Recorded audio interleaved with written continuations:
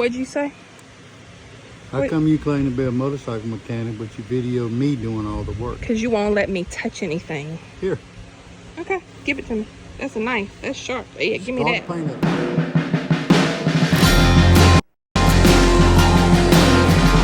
Alright, we're trying to remove the insert because it's all, you know, scuffed up, and I'm going to try and paint it. And now he's about to break it. Look at that. It's just bending.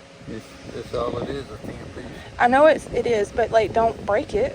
I ain't trying to break it. Didn't we say we needed a heat gun for this to pop the glue loose? Okay.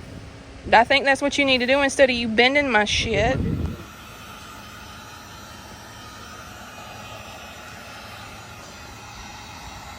Don't get creative with the angle. Okay. Oh, I'm not left-handed. We'll call Thomas. It's hot. Yeah, it's gonna be. You let it touch my seat, I'm gonna be pissed. So you give me the old timer and you break out the fucking Drop a doggone day. knife. I see your hand's not getting hot. No, you could work smarter, not harder. Oh, really? I think I am working smarter, not harder. Yeah, watching Well, he got it off, but it's wonky. I just literally sat here and talked for 5 minutes and didn't realize I didn't hit this record button. So let's start over, and I'll pretend that was a fucking practice round, okay? We have my insert here from my Road King. It's wavy. I'll insert the footage of us taking it off and removing it. That was fun. It's already scratched up, so it's a good practice piece. If you hadn't realized it yet, I am teaching myself everything about a motorcycle. That and like mechanics. Now I have moved on to painting. So if y'all didn't know, now you know. I am an artist part-time. I do like logos and like traditional oil and acrylic pieces, and it's hot. I do a lot of digital art. I design like t-shirt stuff, and I have some pieces in a local gallery. So I mean, I'm not like, I didn't go to school for it. I picked up a knack for it. Let's just say it was one of the many things my Sagittarian mind has wanted to consume over my life, and it's always a thing I've gone back to. I really enjoy it. So I was like, fuck it, if I can paint on a canvas, or I can paint and do clay, why the hell can't I paint a motorcycle, right?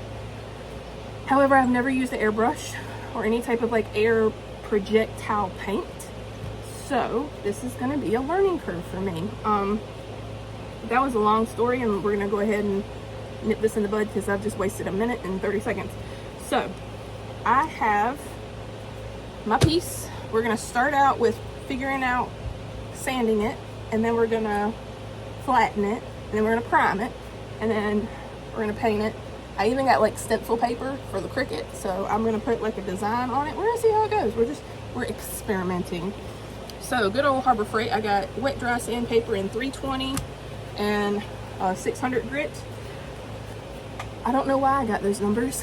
I watched a bunch of YouTube videos from my YouTube education and figured out as a beginner you should get 320 and 600 grit paper. That's pretty much whatever every painter said.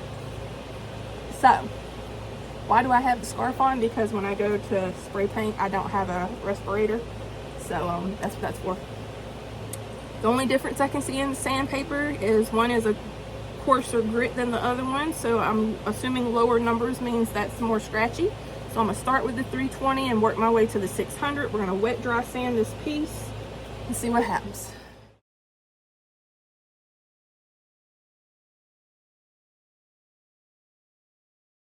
Alright, I did the first pass. We're getting kind of dull. I'm gonna switch now to doing it a wet, see what happens. Alright, this is the first round of it. From the wet. I feel like I'm getting the shiny off pretty good. That is sharp as shit. I feel like I'm getting it off. I think I'm gonna wipe it down, find my gloves that fit, and then switch sandpapers. I'm back. I have a rolling pin, soapy water over here, paper towels. I'm gonna attempt to flatten this bitch a little bit. Don't judge me right now. This is the only time you'll ever see me use a fucking rolling pin. never again.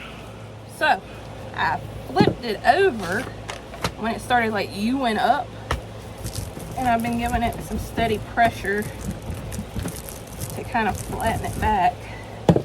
And I flip it over again, and I feel like we're getting semi-flat now. Was this extremely difficult to do? Should I have just bought another one? Probably, but we're learning. Okay, so I just cleaned it with soap and water and a scouring pad. You can still see a couple waves in it, but overall it's a lot flatter than when I first started. And I went ahead and cleaned it with soap and water just so I can see where it's still shiny. I feel like I've gotten the outside edges pretty good. I just need to work on the metal. So I'm gonna start with the 320 and then going down to the 600. It's just rinse and repeat. I'll be back when it's time to prime. Okay. Here's where things get a little bit, I'm not sure what to do. I have sanded it. There's still spots, clearly still spots, you can see it. However, my arm feels like it's about to fall the fuck off. So I have cleaned it with soap and water. Now I have read that people prefer you to clean it with acetone. See, there's something peeling right here. I'm gonna have to do that spot one more time. Some people say clean it with acetone. Some people say soap and water. I've got gloves on, so I'm not gonna get any oils on it. So I think I'm just gonna hit that one little spot peeling, wash it one more time, and then we're gonna get to the priming part. We're ready to prime. Now, I read if I did the self-etching, it would work if this wasn't perfectly sanded down. So I have self-etching primer. All this comes from Harbor Freight.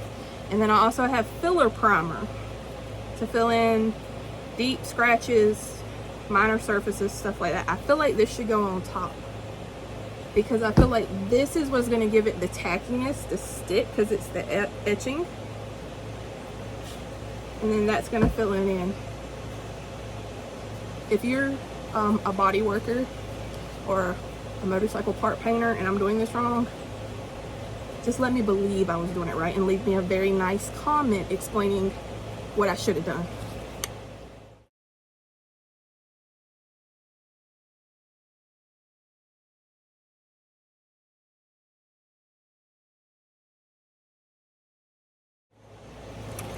So I fucked up.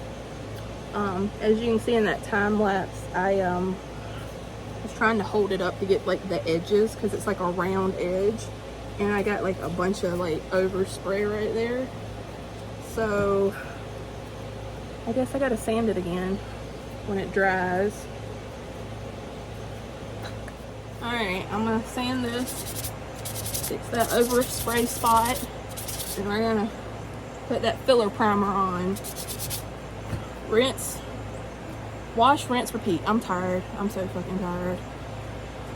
Anywho, I'll let you know how it looks after the last coat of primer, and then we'll discuss how the fuck I'm gonna paint this when Amazon hasn't rung my damn paint. What the fuck is that, huh?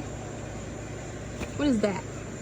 And look, I left it for 2 seconds. I got a damn hair in it. I'm gonna have to sand it again.